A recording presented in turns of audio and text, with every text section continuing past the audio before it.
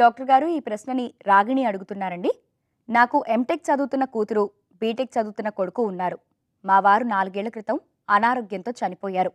పిల్లలను చదివించడానికి, మా జీవితాలు గడపడానికి తగిన స్తోమత ఉంది కనుక ఆర్థిక ఇబ్బందులు లేవు.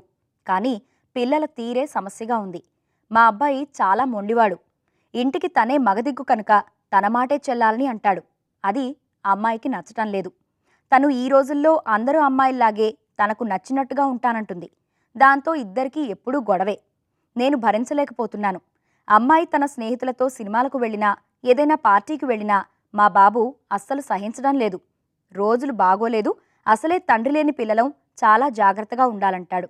వీరిద్దరూ ఒకరిని ఒకరు అర్థం చేసుకుని ఒక మాట మీద ఉండాలంటే నేనేం చెయ్యాలి? నిజంగా పిల్లల గొడవతో చాలా మానసిక క్షోభకి గురవుతున్నాను. నాకేదైనా మంచి సలహా ఇస్తారని ఆశిస్తున్నాను అని అడుగుతున్నారు.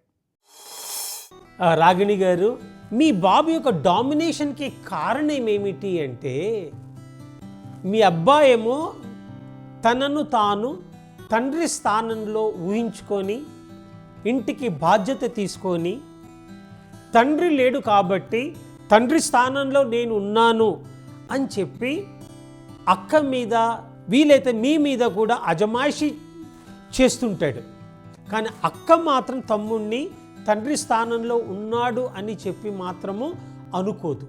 కారణం ఏమిటి అంటే, ఇప్పుడు బాబు డామినేటింగ్గా అక్కకు చెప్తున్నాడు, అది అక్కకు నచ్చదు.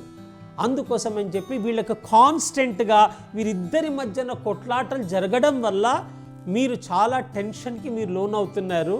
మీరు చేయాల్సింది ఏమిటి అంటే, మీరు రంగంలోకి దిగి, నాన్న అక్క బాధ్యత నాది, అక్కని నేను చూసుకుంటాను, అక్క మంచి బాగోగులు చూసే బాధ్యత నాది, అక్క నాకు అన్నీ చెప్తోంది, నువ్వు చేయాల్సిందల్లా అక్కని నువ్వు మంచిగా ఆమెని పాజిటివ్గా మాట్లాడి ఉత్సాహంగా ఉంచి ఆమె యొక్క ఎంటెక్ కంప్లీట్ చేసి ఒక మంచి సంబంధం చూసి ఒక తండ్రిలాగా నువ్వు ఒక మ్యారేజ్ చేసి మనం పంపించినట్టయితే మన బాధ్యత తీరుతుంది అని చెప్పి మీరు రంగంలో దిగి మీరు ఈ మాటలు కనుక చెప్పినట్టయితే మీ సమస్యకు తప్పకుండా పరిష్కారం దొరుకుతుంది రాగిణి గారు.